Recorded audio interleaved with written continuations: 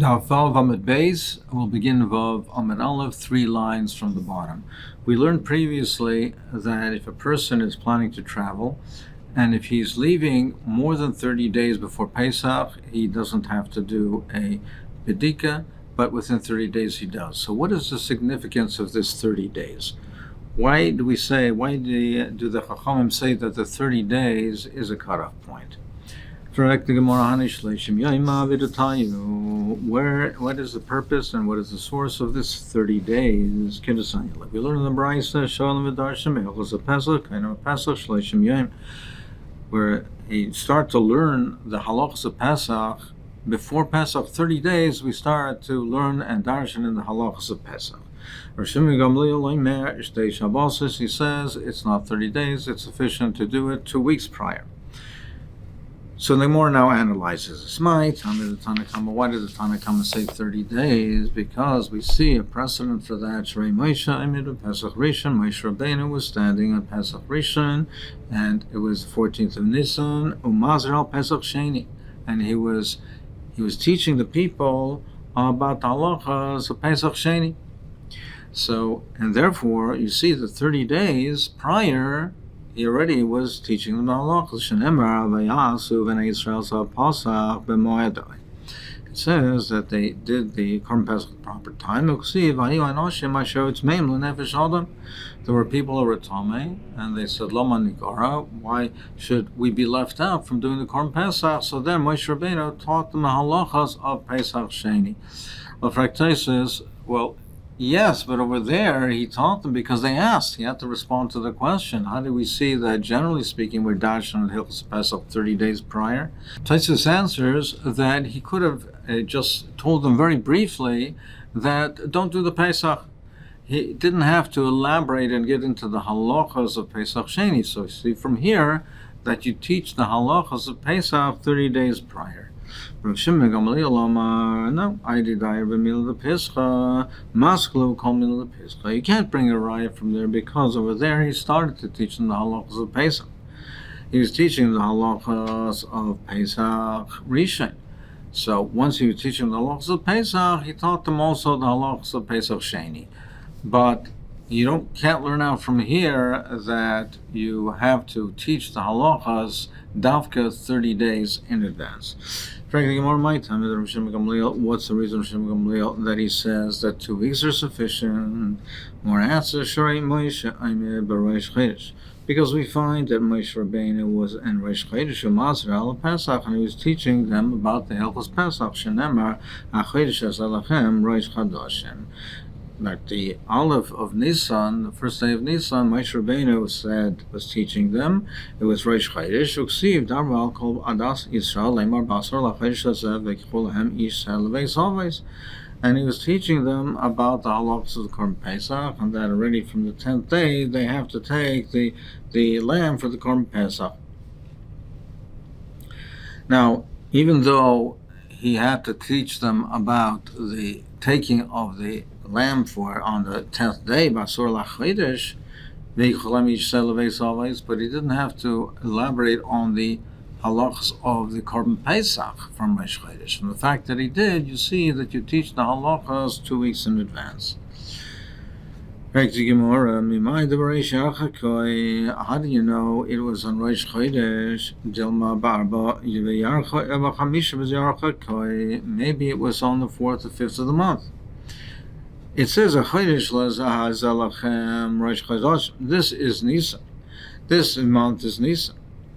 But how do you know that the actual day of the month was on Rosh Chodesh? Maybe it was the 4th or the 5th. Maybe it was sometime prior to the 10th. But how do you know that it was actually on Rosh Chodesh that he was speaking to him? Elama Rabba Barsimi Mishmei the Ravina Mehacha says Vaydaber Hashem Moshe b'Midbar Sinai Mashana Shenis b'Chodesh Harishon. It says that Moshe Rabbeinu spoke to them in Midbar Sinai on the first month. It says on the Chodesh Harishon, the first month of Nisan, Uksiv Ve'yasu B'nei Yisrael Sapasuk b'Moedai, and it says he commanded them on the halachas of the Korban Pesach. When they were in the Midbar, he commanded them on the halachas of Korban Pesach. So it says over here, it says that in the first month it was Nisan. Again, frek the Gemara, the same kasha. Still, how do you know it was Rosh Chodesh? It was in Nisan. Maybe maybe it was on the 4th or 5th day of the month. So again, what's your raya that you teach 2 weeks in advance? We know it's Rosh Chodesh because we learn out Exer Shava Midbar Midbar Ksiv Hacha B'Midbar Sinai. It says over here B'Midbar Sinai Uksiv Hasan Vaydaber Shalom Moshe B'Midbar Sinai B'Oil Moed B'Echad Chodesh Hasheni. So over there it says Vaydaber Shalom B'Midbar Sinai. It says Be'echad l'chodesh hasheni, on Rosh Chodesh. So therefore, the reference in the pasuk by Vaydaber Hashem El Moshe be'Midbar Sinai and talking about the Korban Pesach is also talking about Rosh Chodesh. So therefore, just like the pasuk by Midbar Sinai, by Midbar is talking about Rosh Chodesh, by Pesach it's also Rosh Chodesh. You see, you have to teach 2 weeks in advance. Malachal Rosh Chodesh, Afkan be'Rosh Chodesh. Back to Gemara, side question. Okay, so we've established the point that according to Rav Shimon ben Gamliel that you have to teach 2 weeks in advance.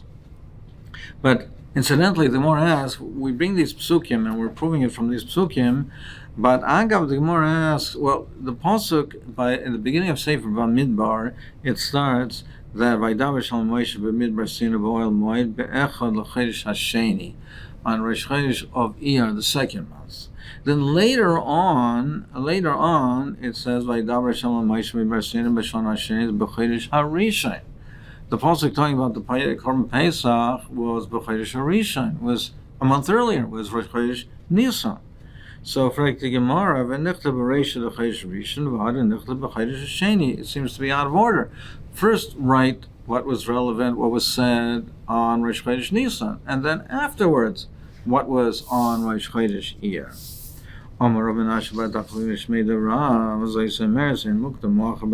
You see from here that the Torah was not written in chronological order. Even though Torah writes sometimes things earlier that in fact occurred later and vice versa. Now the Gemara is qualifying this klal of Ein Muktam Muchar B'Torah. Where do we say Ein Muktam Muchar B'Torah? That's only if there are 2 different parshas. In one parsha, Ma'ida Muktam Muktam, Ma'ida Muchar Muchar. What's earlier is earlier, what's later is later. Because if you don't say that, Klal Uprat, when we say, we have different, on the Yud Gimel Midas, there's one Midah that's called Klal Uprat. If there's a generality, and then after that the Torah says something specific. It says a specific case. So we say, the principle is, Ein B'Klal Elamash B'Prat. We say that the Prat that's written, the specific item that the Torah writes after the generality is really the Pirush of the Klal. This is what the Torah meant by the Klal. And therefore we say, Ein B'Klal Elamash B'Prat. What's included in the Klal is only what's included in the Prat. Now, if that's the case, if the case is you're saying Ein Muktam Muchar B'Torah, well, how do you know it's a Klal or Prat? How do you know what's first written is the Klal and then the Prat? Maybe it's the other way around. So, Ein B'Klal Mash Prat, Dilma Prat Uklalu. How do you know that it's a Klal or Prat? Maybe it's a Prat Uklal. Besu, and additionally Prat Uklal, we have another principle that says that first the Torah writes the Prat and then it writes the Klal. So the principle is Nasa Klal Moisef ala Prat. Then we say the Klal, it expands the Prat. It's an addition to the Prat. Well, again, if there's no order, how do you know it's a Prat or Klal? Maybe it's a Klal or Prat. Dilma Klal or Pratim.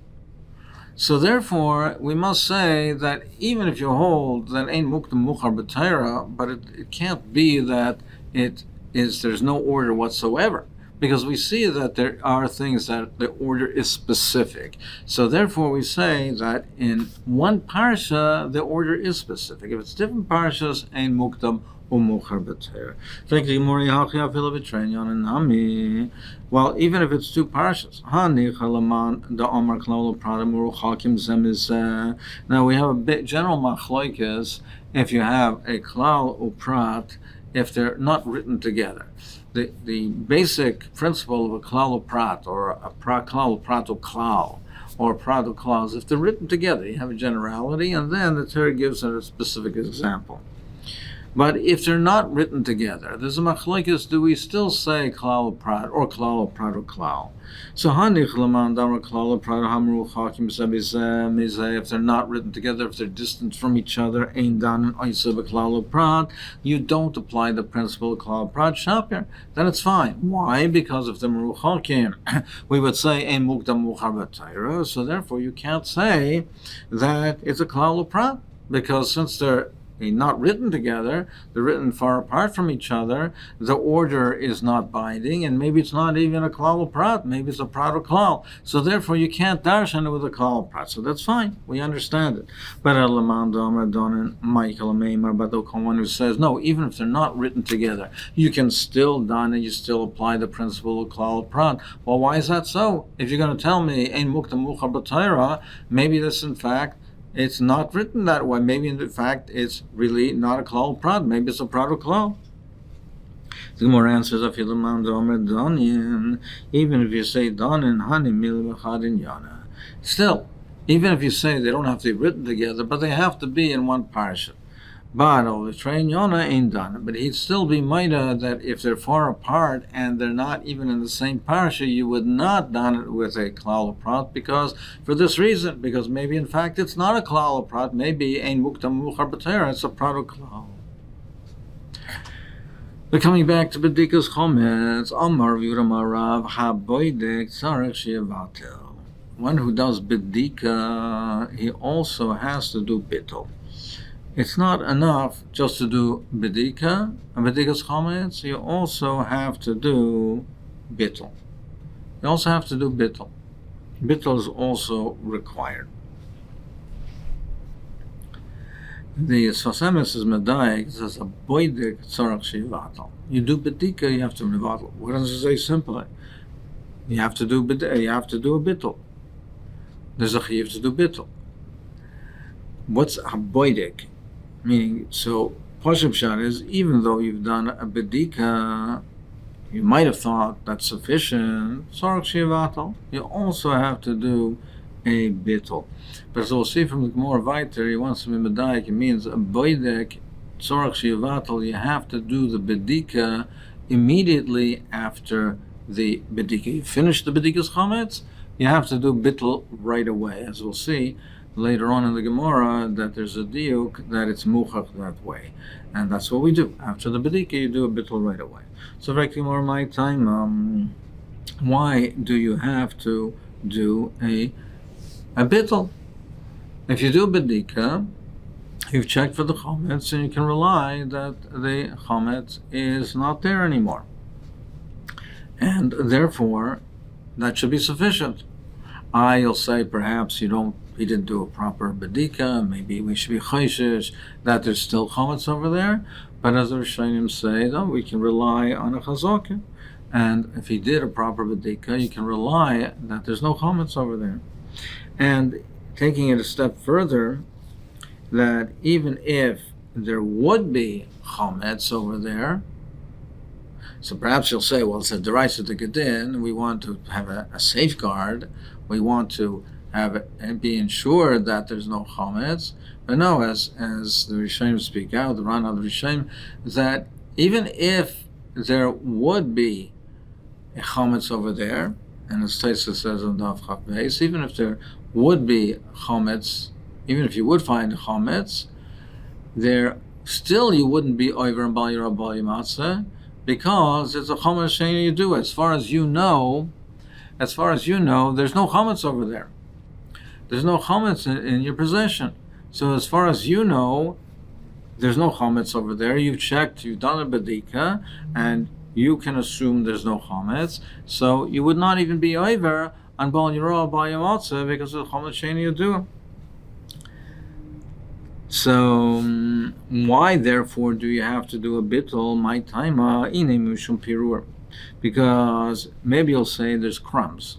Now, there's crumbs there. The way we're learning is you can't rely that the bedika was done over there, because for even a proper bedika, he might not have found the crumbs, and likely he didn't find the crumbs. Where it says halach yeshiva, you don't have to worry about the crumbs, because it's not chashiv, he doesn't want to keep them, and even without making a bittul, it's a bottle on its own. Maybe you'll say, well, on its own, crumbs aren't chashiv, but he locks the door, he closes his house. That means he wants to protect everything that's in his house, and that gives a chashivas to the crumbs, and therefore he would be over if there's no bittul. No, we learned in the Brisa, not that way. It says that if there's figs that remain on the tree, they're unripe figs that remain on the tree at the end of the harvest, and he's guarding his field because of the grapes that have not been ripened yet. So he's guarding the field. And you have Seifi Tainim. The Seifi Tainim are not chashav, they're unripe, and they won't become ripe. But he's guarding his field, or a Seifi Anovim, or you have unripe grapes, and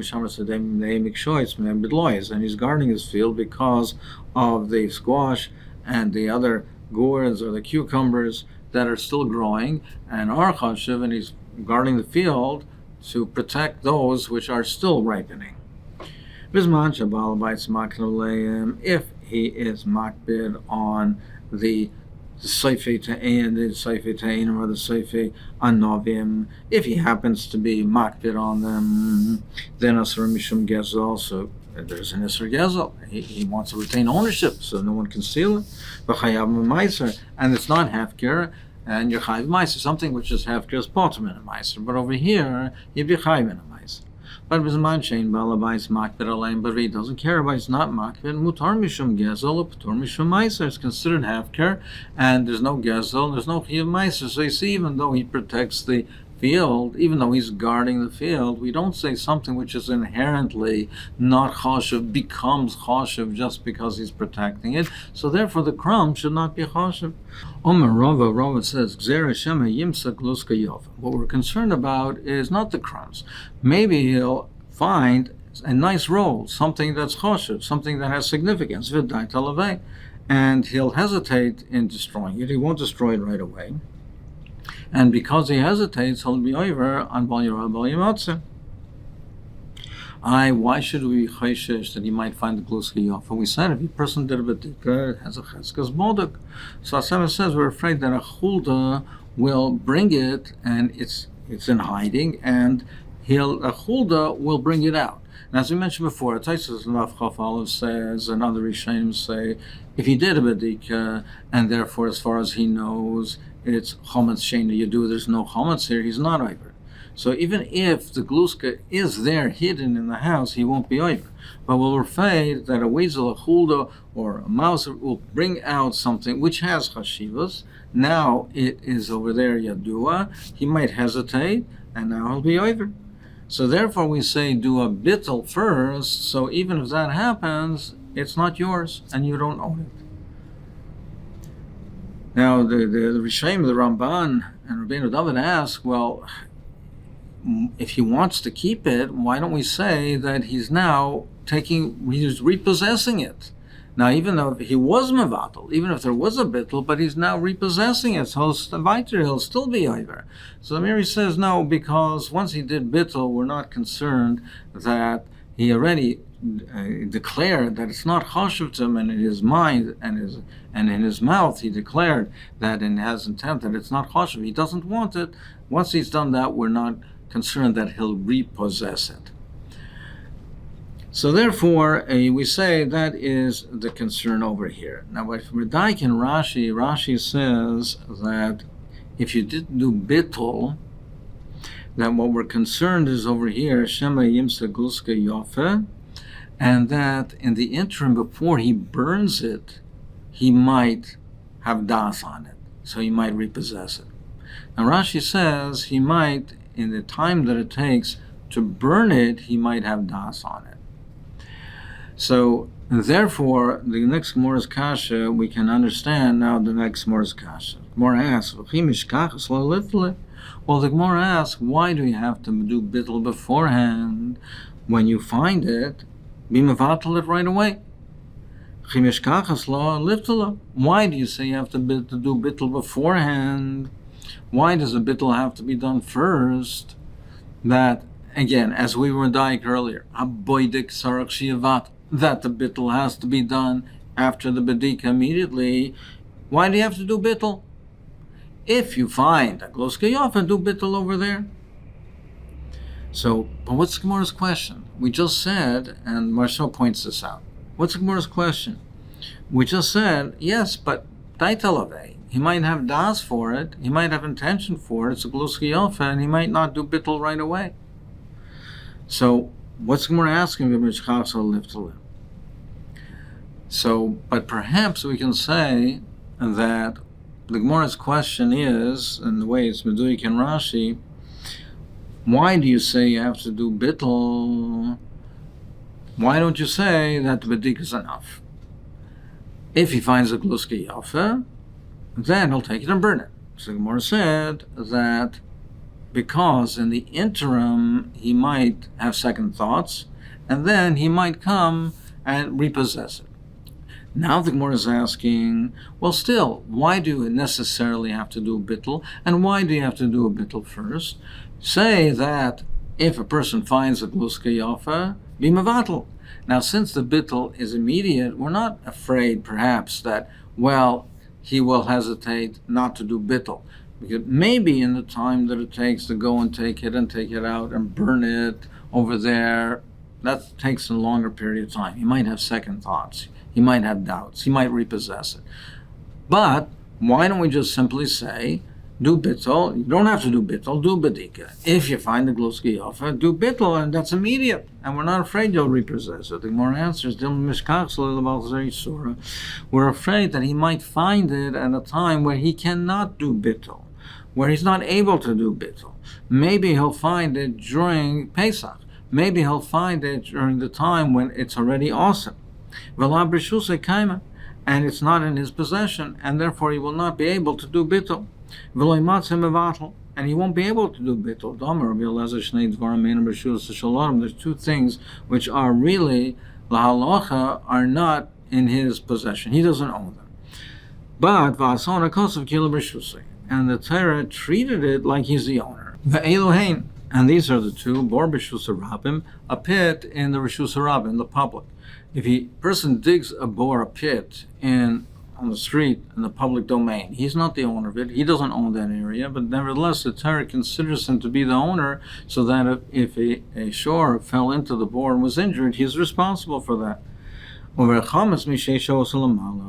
And chametz from 6 hours on after the 6 hour never Pesach on onwards, the chametz is also he is not allowed to eat that chametz.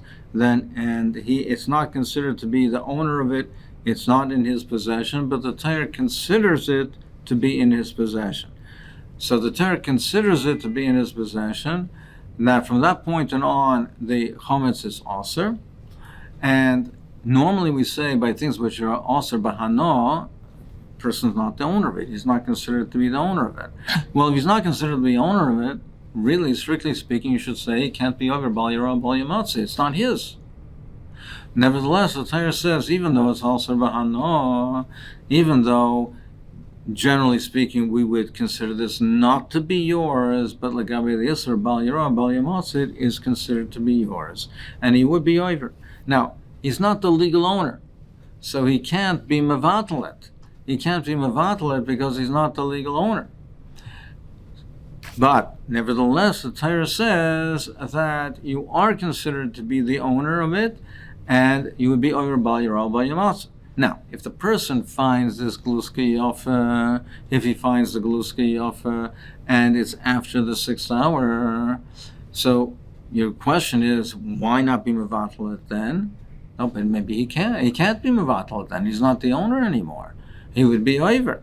Therefore, we say, Therefore, we say do the bittul beforehand to ensure that even if there is a gluski yofe, it will not be considered yours. It's not yours, and you won't be over. But if we don't say do bittul beforehand, well, maybe even though he did a bedika, he might find the gluski yofe, and he might have das on it, and therefore he would be over.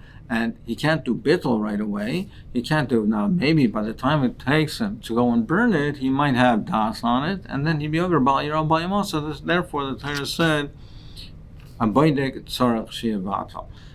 What some of the details are bittul are, we'll see in the forthcoming shir.